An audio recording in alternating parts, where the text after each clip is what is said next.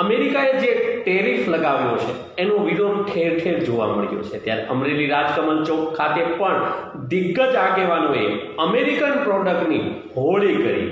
આ ટ્રમ્પ વાળો બોર્ડ છે કરો તમને ફોન હજી અત્યારે કાર્યક્રમમાં 10 મિનિટ પછી છેલ્લા કેટલાક સમયથી સમગ્ર વિશ્વને ટેરિફના માધ્યમથી ડરાવવાનું ચાલુ કર્યું છે।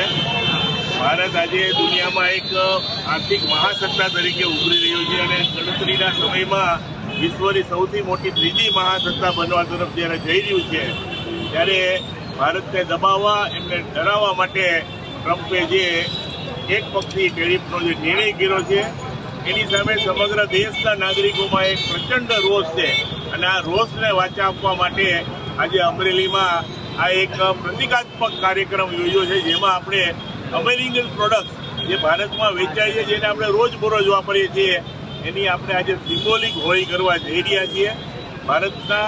સમગ્ર ભારતના ખૂણે ખૂણે વસતા નાગરિકોના અવાજનો આ પડઘો છે અને આ ચિંગારી સમગ્ર દેશમાં ફેલાય તો ચોક્કસપણે આવનારા દિવસોમાં ટ્રમ્પ કે વિશ્વની કોઈ પણ મહાસત્તાને ભારત સામે બાદ ભીડતા પહેલા વિચાર કરવો પડે। નરેન્દ્રભાઈ જે રીતે અડગ રહીને આ ધમકીનો અને આ દબાણનો સામનો કરી રહ્યા છે એને દેશના તમામ નાગરિકોનું સમર્થન છે। એના પ્રતિક રૂપે આજે અહીંયા અમરેલીમાં આ નાગરિકો એકઠા છે। અમેરિકાની દાદાગીરી સામે નહીં ઝૂકેગા ભારત નારા લાગ્યા। રાજકમલ ચોક ખાતે અમેરિકાની તમામ પ્રોડક્ટનો વિરોધ જોવા મળ્યો।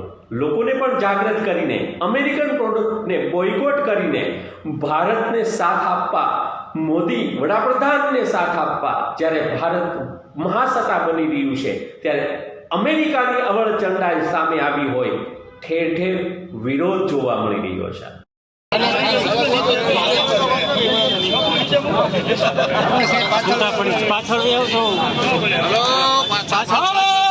माता की ट्रम्प तेरी दादागिरी नहीं चलेगी नहीं चलेगी ट्रम्प तेरी दादागिरी नहीं चलेगी नहीं चलेगी। ભારતે અનેક ધરતી પક્ષીના પ્રસંગો જોયા છે એ દિવસો પણ જોયા છે કે ભારતમાં પૂરતું અનાજ ન હોવાના કારણે અમેરિકાથી આજે પશુને ખાણમાં ના આપે એવું પણ અનાજ મગાવતા અને ત્યારે લાલ બહાદુર શાસ્ત્રી આપણા વડાપ્રધાન તરીકે એક દિવસ ભારતવાસીઓને ઉપવાસ કરવાની અપીલ કરી। મિત્રો ભૂખ્યા રહેવું એ ખૂબ અઘરું કામ હોય એમાં દિલ્હી વડાપ્રધાન અપીલ કરે મને યાદ છે બરાબર હું 4થા ધોરણમાં ભણતો અને સ્કૂલની પ્રાર્થના થયા પછી સમાચાર વાંચવામાં આવે સમાચાર વાંચવામાં વડાપ્રધાને અપીલ કરી।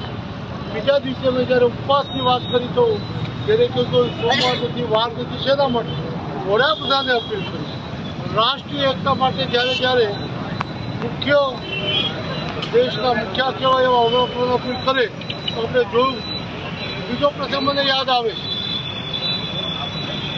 પોખરણમાં અટલજીએ અણુ ધડાકો કર્યો। અમેરિકાએ આર્થિક પ્રતિબંધ આપણા ઉપર મૂક્યો અને જાહેરાત પછી આતળિયા કામ ખાવા બાદ અમરેલી જિલ્લા બેંક તરફથી આખી પૂર્ણિમા યોજના આવેલી અને એક આહેક ખેડૂતનો પ્રોત્સાહન થવાના કારણે અમે ચેક તર્પણ વિધિ કરવા ગયા ત્યાં જવાના એટલે કાર્યક્રમ અગાઉથી નથી જોયું। ચેક તર્પણ વિધિ પછી ગામના 5-6 જણા મને ધૂનમાં લઈ ગયા।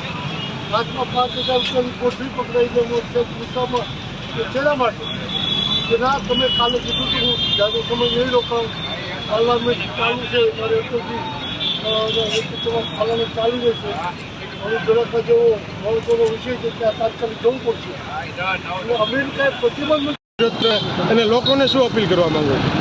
ભારત આજે જ્યારે વિશ્વની ત્રીજી મોટી મહાસત્તા બનવા તરફ આગળ વધી રહ્યું છે શક્તિશાળી બની રહ્યું છે ત્યારે એને દબાવવા માટે ગભરાવવા માટે વિશ્વની મહાસત્તાના વડા ટ્રમ્પે જે એક તરફી એટલો ઊંચો ટેરિફ રાખ્યો છે એની સામે સમગ્ર દેશમાં એક પ્રચંડ રોષ જોવા મળે છે અને આ રોષને વાચા આપવા માટે પ્રતિક રૂપે આજે અમરેલીના નાગરિકોએ અમરેલીના બધા આગેવાનોની હાજરીમાં અમેરિકન પ્રોડક્ટ બહારમાં વેચાય છે, ધંધો કરે છે, એમની આજે હોળી કરી છે.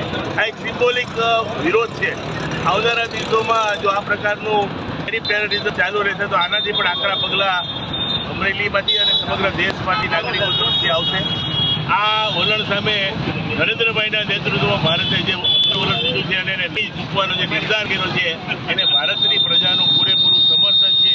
એનો પડઘો આજે અમરેલીમાં એકઠી થયેલી માનવ બેંકીમાંથી એનું પ્રતિબિંબ પડે છે. સાહેબ, આની કોઈ ભારત ઉપર આર્થિક અસર પણ થશે? પડે. આજે ભારતનો જે વેપાર છે, ભારતની ખાસ કરીને હીરા જવેરાતની અને ટેક્સટાઇલ પ્રોડક્ટ જે આજે અમેરિકામાં વેપારથી નિકાસ થાય છે એના પ્રશ્નો ઓછો ટેરિફ આવે એટલે એની સાથે સાથે એણે બાંગ્લાદેશ, વિયેટનામ એવા અલગ અલગ ક્ષેત્રોમાં ખૂબ જ ઓછો ટેરિફ થાય છે. આ બધી પ્રોડક્ટ જો સસ્તી બને તો ભારતીય ઉદ્યોગ, ભારતીય ઉત્પાદકોને આ વસ્તુઓ નિકાસ કરવામાં મુશ્કેલી પડે. આજે પણ છેલ્લા 2-3 દિવસથી અમેરિકન જે કેટલી કંપનીઓ ભારતમાં ઇમ્પોર્ટ કરવા ભારતીય ઓર્ડર આપતી હતી એને તાત્કાલિક ઓર્ડરો કેન્સલ કરાવ્યા છે. સાથે સાથે પણ એ પણ કેવું છે કે જે એમેઝોન કંપની કે આજે લોકો નાનો મધ્યમ વર્ગ અને બધા લોકો વારંવાર એની પાસેથી પ્રોડક્ટ ઓનલાઈન ખરીદે છે. એમેઝોન કંપની સંપૂર્ણપણે અમેરિકન જે ભારતીય પ્રોડક્ટો જે ભારતમાં બને છે એના ઉપર આ એક પ્લેટફોર્મ ઊભું કરીને જે નફો તગડો કમાઈ રહી છે એ પણ ભારતીય નાગરિકોના ખિસ્સામાંથી જાય છે. તો આ તમામ અમેરિકન પ્રોડક્ટ અને અમેરિકન કંપનીઓનો વિરોધ આવનારા દિવસોમાં ભારતના નાગરિકો કરશે જો આ પ્રકારની દાદાગીરી ચાલુ રહેશે.